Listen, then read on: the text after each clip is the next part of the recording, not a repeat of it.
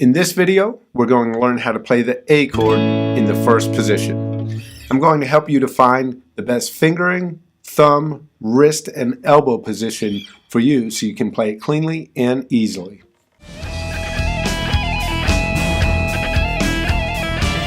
Hey everyone, Rod DeGeorge here, and welcome to episode 2 of my beginner guitar series, the A chord.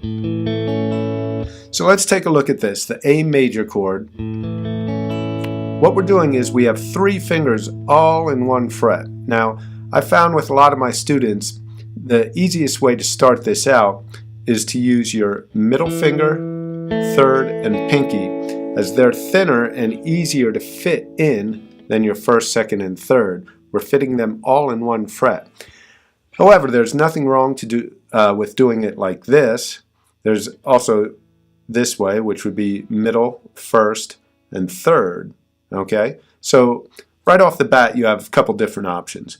You have middle, third, and fourth all in the second fret. It would be the middle finger, second fret of the 4th string, third finger, second fret of the 3rd string, pinky, second fret of the 2nd string, and we're just going to play 5 strings. All right, we do not play this low E string. All right, now when we do this, this pinky has to be right up against the fret, and we try to overlap that 3rd finger if we can, and then the 2nd finger. Now, if you're going to play it with 1st, 2nd, and 3rd finger, do the same thing. 3rd finger of the 2nd string butts right up against the fret, and then you try to overlap that middle finger a little bit and that 1st finger. Another thing you can do is you could have your middle finger here, 2nd fret of the 4th string, your 1st finger on the 2nd fret of the 3rd string, and your 3rd finger, 2nd fret of the 2nd string. Okay? Now again, over years of teaching, I found what people seem to gravitate towards, at first anyway, is 2, 3, and 4.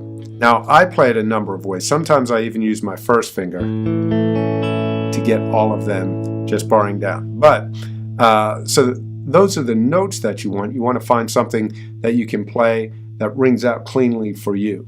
Now again, what I've found with most of my students is this seems to be the favored option. So looking at it again, 2nd finger, 4th string, 2nd fret, 3rd finger, 2nd fret, 3rd string, 4th finger, 2nd fret, 2nd string.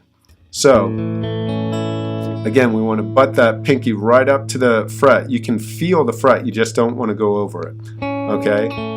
And lay these in there. Now, one thing, again, if you watch the first episode with the E chord, we talked about the bending of the knuckles. These really have to be bent. Okay? If we're on too much of an angle like this, with our knuckles almost 45-degree angle and our elbow out, see how that puts that on an angle? It also pulls this pinky down. And it also, I get a little buzz here, so that doesn't work for me. Now, if you have longer and thinner fingers, you may be able to get away with that. But for me, I have to bring my elbow in, and again, these knuckles are more or less parallel with this for me. And then I also have my thumb up here as opposed to down here. Because if I'm down here, I don't have as much strength to push. And you hear that buzz, and I can't get that. So, best thing to do, at least for me and the majority of my students, is get these knuckles bent. These knuckles here are pretty much parallel to the neck. My elbow's in a little bit and my thumb is up. Now another thing that might help you is when you go to grab this, right when you go to apply pressure, do a little tweak like this, which is a little bit of a rotation like this with your wrist. You can watch my fingers. Like that, they come more straight on. And you can get that to ring out nice and clean. Okay? So this is the A major chord. And again, if you want to make sure everything's ringing out, you pick each note individually. And And as I like to do, I like to put it in a musical context. So you can do like eighth notes. 1 and 2 and 3 and 4. Okay, tap your foot. And you're dividing the beat up into 2 equal parts, which is eighth notes. 1 and 2 and 3 and 4 and 1 and 2. Okay. Now you could also have more of a waltz type feel, 3/4 time or 6/8 time. You could be like 1 2 3 4 5 6 1 2 3 4 5 6. Now some chords that go along with this A chord could be A, D, E. So you could be like,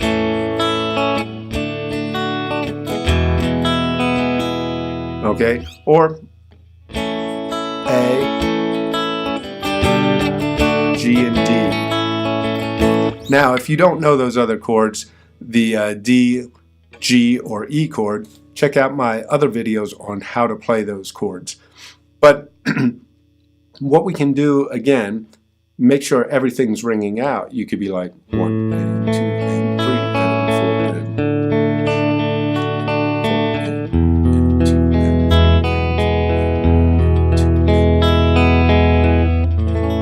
3. So that's the A chord. Hopefully you found this helpful.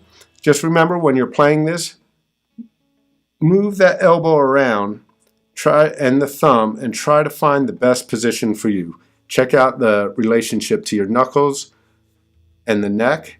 Make sure these knuckles, first knuckles are bent.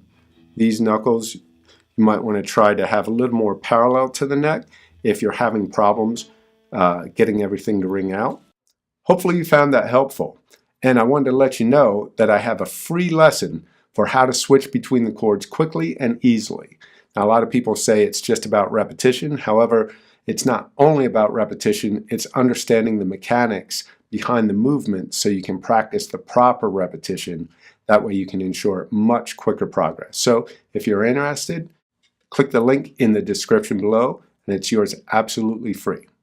Now, if you have any questions or comments regarding this lesson, or you have a suggestion for another type of lesson, please leave that down below. I would love to hear from you. So if you like this video, please hit the like button. And if you want to see more videos, whether it be performance, collaborations, more tutorials, official music videos, hit the subscribe button. And be sure to click the notification bell next to the subscribe button. That way YouTube will let you know when I have new videos coming out. With that being said, I'm Rob DeGeorge. Thank you very much for watching, and I hope to see you again soon. Have a great day. Peace.